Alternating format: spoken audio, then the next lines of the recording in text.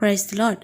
ప్రభునందు ప్రియమైన సహోదరి సహోదరులారా, మీ అందరికీ నా హృదయపూర్వక వందనాలు తెలియజేస్తున్నాను. అందరు బాగున్నారా? మీ అందరు బాగున్నారని నేను అనుదిన ప్రార్థనలో నేను జ్ఞాపకం చేసుకున్నాను. మీ యొక్క ప్రార్థనా విన్నపములను కామెంట్ రూపంలో తెలియజేయగలరు. ఈరోజు మీ కొరకు దేవుని వాగ్దానం, ద్వితీయోపదేశ కాండము 4వ అధ్యాయం 31వ వచనం.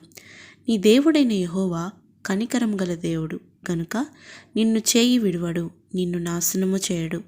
తాను నీ పితరులతో ప్రమాణం చేసిన నిబంధనను మరచిపోడు. ఆమేన్. ఈరోజు మరి ఒక గొప్ప వాగ్దానంతో దేవుడు మన ముందుకు వచ్చినాడు. ఈరోజు చక్కటి మాటలతో దేవుడు మనతో మాట్లాడబోతున్నాడు. దేవునికి మహిమ కలుగును గాక. ఇక్కడ దేవుడు ఏమంటున్నాడంటే, మొదటిగా నీ దేవుడైన యెహోవా కనికరము గల దేవుడు కనుక నీ చేయి విడువడు. అవునండి, మనము ఆరాధిస్తున్న దేవుడు, మనము పూజిస్తున్న దేవుడు కనికరము గల దేవుడు అండి. ఆయన దయాస్వరూపి, ఆయన దయగల దేవుడు. చాలామంది మనుషులు యొక్క దయ కోసం, మనుషులు ఏదో కరుణ చూపిస్తారని, ఎప్పుడు మనతోనే ఉంటారు, మనలోనే ఉంటారు, మన దగ్గరే ఉంటారని అనుకుంటా ఉంటూ, భ్రమపడుతూ ఉంటూ వాళ్ళ మీద ఎక్కువ ఆశలు పెంచేసుకుంటూ ఉంటారు. కానీ ఒకానొక సమయం వచ్చినప్పుడు తల్లి అయినా, తండ్రి అయినా, భార్య అయినా, బిడ్డలైనా, ఎటువంటి వారైనా మన చేయి విడవాల్సిన సందర్భం వస్తుంది. అటువంటి సమయంలో మనకి నిరాశ నిస్పృహను మనం ఎదుర్కోవాల్సిన సందర్భం వస్తుంది. వాళ్ళపైన మనం పెంచుకున్న ఆశలు, లేదంటే వాళ్ళు మన పట్ల చేసిన వాగ్దానాలు అన్నీ అరియాసలుగా మారిపోతాయి. కానీ మనము ఆరాధిస్తున్న దేవుడు అటువంటి వారు కాదండి. ఆయన కనికరము గల దేవుడు, ఆయన శాశ్వతముగా ఉండే దేవుడు కనుక మన చేయిని ఆయన ఎప్పుడూ విడవడు. మనము ఆయన చేయి విడిచిపెట్టాలని, ఆయనకి దూరంగా పారిపోవాలని చూసినా ఆయన చేయి ఎప్పుడు మన వైపు చాచే ఉంటాడండి. అంత కనికరము గల దేవుడు మన దేవుడు. రెండవదిగా, ఆయన నిన్ను నాశనము చేయడు. అవునండి, మన దేవుడు చాలా మంచి దేవుడు. ఆయన ఎప్పుడు ఎవరిని ఉద్దేశపూర్వకంగా నాశనము చేయాలని ఎప్పుడు ఆశించడు. ఆయన నాశనము చేసే దేవుడు కాదు, కానీ ఆయన బాగు చేసే దేవుడు అండి. అవునండి, ఈరోజు యేసుక్రీస్తు ప్రభుల వారు ఎవరినో నాశనం చేయాలని, వాళ్ళని చంపాలని, ఇలా చేయాలని రాలేదు. కానీ ఆయన మన జీవితాలని, మన మనసులను మార్చి, మారు మనసు కలగజేసి మన బ్రతుకులను బాగు చేయాలని వచ్చి ఉన్నాడండి. మన దేవుడు నాశనము చేయవాడు ఎంత మాత్రము కాదు. మూడవదిగా, ఇక్కడ దేవుడు ఏం చెప్తున్నాడంటే, తాను నీ పితరులతో ప్రమాణము చేసిన నిబంధనను మర్చిపోయేవాడు కాదు. అవునండి, మర్చిపోడు అని ఇక్కడ వాగ్దానం చేస్తున్నాడు. మన దేవుడు ఎన్నటికీ మనల్ని మర్చిపోడండి. మనుషులు మనల్ని మర్చిపోతూ ఉంటారు.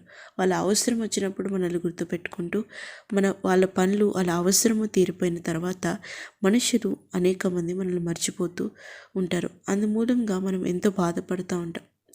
కానీ మన దేవుడు నిజముగా మనల్ని ప్రేమించే దేవుడు అండి. ఆయన ఒక్కసారి మనకు నిబంధన చేస్తే అది 1000 తరములైనా కూడా ఆ నిబంధన ఆయన కాపాడుకుంటాడంట. ఆనాడు అబ్రహాముతో దేవుడు వాగ్దానం చేశాడు. అది కొన్ని 1000 తరాల వరకు కూడా ఆ వాగ్దానాన్ని దేవుడు నెరవేరుస్తూనే వచ్చాడు. అటువంటి దేవుడిని మనం ఈరోజు ఆరాధిస్తున్నామండి. మన దేవుడు అటువంటి దేవుడు. ఆనాడు దావీదు కూడా తన కుమారుడితో ఏం చెప్తాడంటే, దావీదు తన కుమారుడైన సొలొమోనుతో చెప్పినదేమనగా, నీవు బలము పొంది ధైర్యము తెచ్చుకొనుము, ఈ పని పూనుకొనుము, భయపడకుండుము, వెరువకుండుము. నా దేవుడైన యెహోవా నీతో కూడా నుండును. యెహోవా మందిరము సేవను గూర్చిన పని అంతయు నీవు ముగించు వరకు ఆయన నిన్ను ఎంత మాత్రమును విడవకయుండును.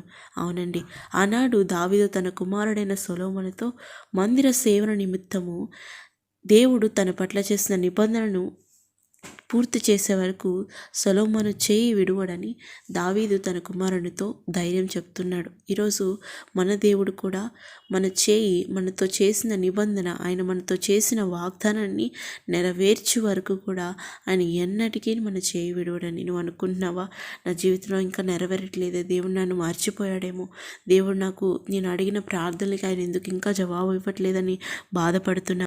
ఆయన ఎన్నటికి మన చేయిని విడువడు, ఎడబాయడండి. అవునండి, ఆనాడు ప్రభువు ఈరోజు మనకి వాగ్దానం చేసి ఉన్నాడు. ఏమని అంటే, నీ బ్రతుకు దినములన్నిటిను ఏ మనుష్యుడను నీ ఎదుట నిలవలేక యుండును. నేను మోషేకి తోడై ఉన్నట్లు నీకును తోడై ఉండునని.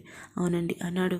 మోషేకి ఎలాగైతే దేవుడు తోడై ఉన్నాడో, దావీదుకు ఎలాగైతే దేవుడు తోడై ఉన్నాడో, తన కుమారుడైన సొలొమోనుకి దేవుడు ఎలాగైతే తోడై ఉన్నాడో, ఈరోజు నీకు నాకు మనందరికీ కూడా దేవుడు తోడై ఉండి కనికరం గల దేవుడై మన చేయి విడువక ఆయన అంతము వరకు మనతో చేసిన నిబంధన కాపాడుకుంటూ వాగ్దానం నెరవేర్చుగా ఉన్నాడు. అవునండి, నిజముగా మీరు నమ్మునట్లయితే, అవును అన్నట్లయితే నాతో పాటు ప్రార్థనలు ఏకీభవించుతాం.